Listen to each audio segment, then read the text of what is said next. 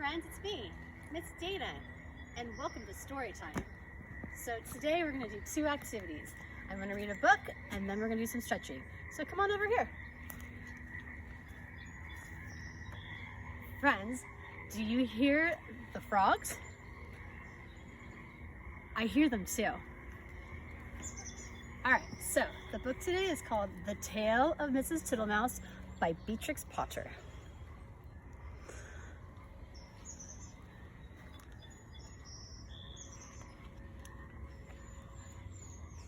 Once upon a time, there was a wood mouse, and her name was Mrs. Tittlemouse.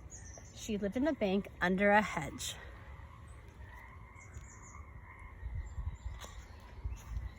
Such a funny house. There were yards and yards of sandy passages leading to storerooms and nut cellars and seed cellars, all amongst the roots of a hedge. There was a kitchen, a parlor, a pantry, and a larder. Also, there was Mrs. Tittlemouse's bedroom where she slept in a little box bed. Mrs. Tittlemouse was most terribly tidy, particular little mouse, always sweeping and dusting the soft sandy floors. Sometimes a beetle lost its way in the passages. Shh, shh, shh, little dirty feet, said Mrs. Tittlemouse, clattering her dustpan. And one day, a little old woman ran up and down in a red spotty cloak. "Your house is on fire, Mother Ladybird. Fly away home to your children." Another day, a big fat spider came to shelter from the rain. "Beg pardon, this is not Mrs. Muffet's. Go away, you bold, bad spider, leaving ends of cobweb all over my nice, clean house." She bundled the spider out at the window. He let himself down the hedge with a long, thin bit of string. Mrs. Tittlemouse went on her way to a distant storeroom to fetch cherry stones and thistle down the seed for dinner. All along the passage she sniffled and looked at the floor. "I smell a smell of honey. Is it the cowslips outside in the hedge? I am sure I can see the marks of little dirty feet." Suddenly, round a corner, she met Babbity Bumble. "Zzz, zzz, zzz, zzz," said the bumblebee. Mrs. Tittlemouse looked at her severely. She wished that she had a broom. "Good day, Babbity Bumble. I should be glad to buy some beeswax. But what are you doing down here? Why do you always come in at the window?" And said, "Zzz, zzz, zzz." Mrs. Tittlemouse began to get cross. "Zzz, zzz, zzz," replies Babbity Bumble in a peevish squeak. She sidled down a passage and disappeared into a storeroom which had been used for acorns. Mrs. Tittlemouse had eaten the acorns before Christmas. The storeroom ought to have been empty, but it was full of untidy dry moss. Mrs. Tittlemouse began to pull out the moss. 3 or 4 other bees put their heads out and buzzed fiercely. "I am not in the habit of letting lodgings. This is an intrusion," said Mrs. Tittlemouse. "I will have them turned out. Buzz, zzz. I wonder who would help me. Bzz, bzz, bzz. I will not have Mr. Jackson. He never wipes his feet." Mrs. Tittlemouse decided to leave the bees till after dinner. When she got back to the parlor, she heard someone coughing in a fat voice, and there sat Mr. Jackson himself. He was sitting all over a small rocking chair, twiddling his thumbs and smiling, with his feet on the fender. He lived in a drain below the hedge in a very dirty, wet ditch.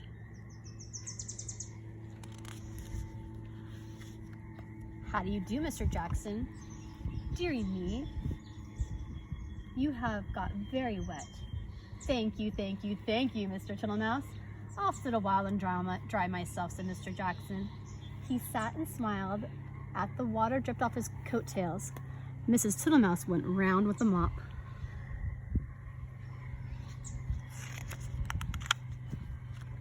He sat such a while that he had to be asked if he could take some dinner. First she offered him cherry stones. Thank you, Mrs. Tittlemouse. "No teeth, no teeth, no teeth," said Mr. Jackson. He opened his mouth most unnecessarily wide. He certainly had not a tooth in his head.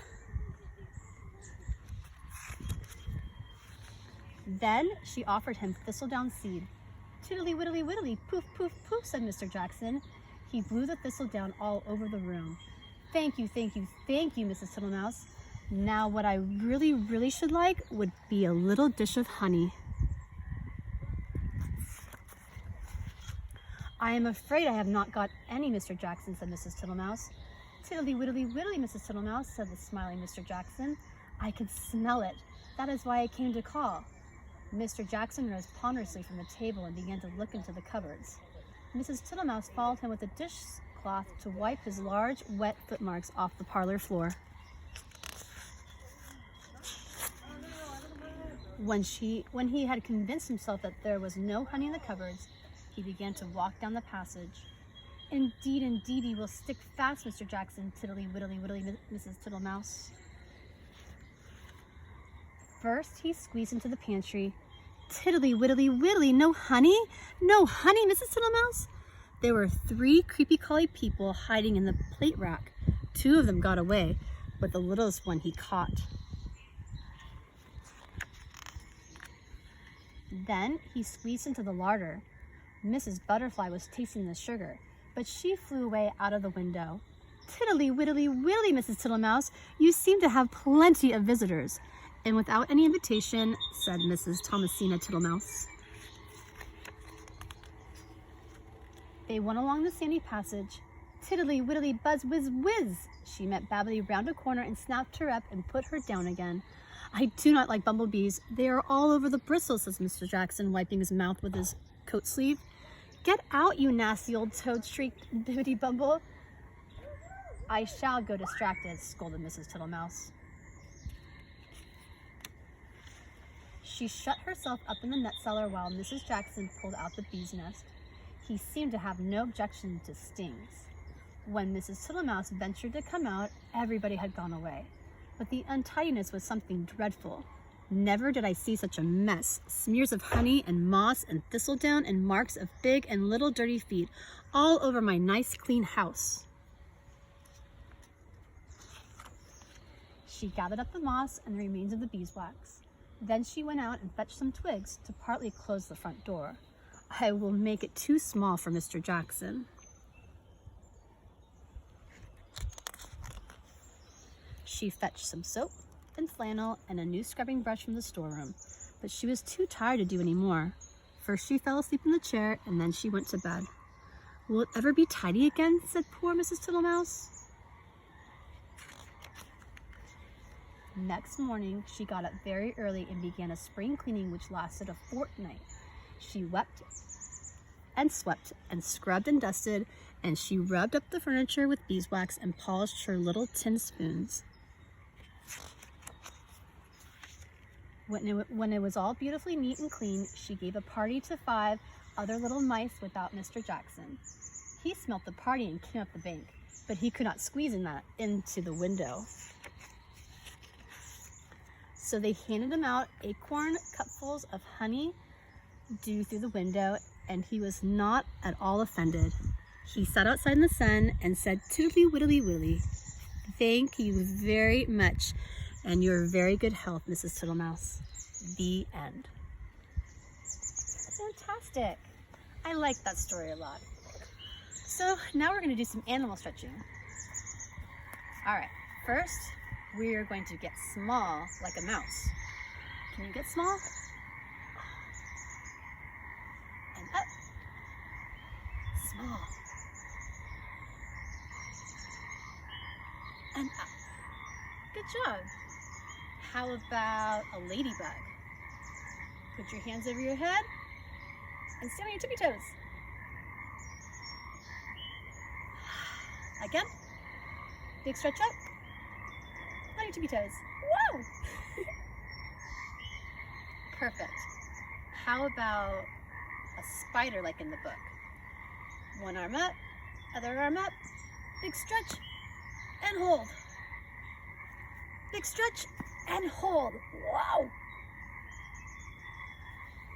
How if we twirl like a butterfly? Cross your legs. Woo! Woo! Other side. Cross your feet. Woo! How about one more time? How about a bee? Wings out, leg up. Whoa! Other side. Whoa! Can you do it to the front?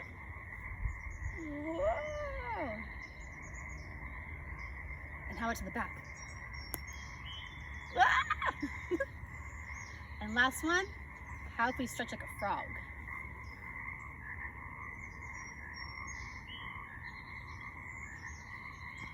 One leg out.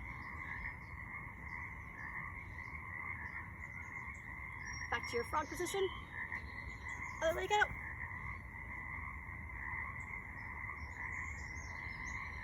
Back to your center. Big stretch up. Oh! All right, guys. Thank you so much for coming out today. I really appreciate it. I miss you lots and lots and lots. Mwah! I hope you're well, and I will see you next time. Bye, guys.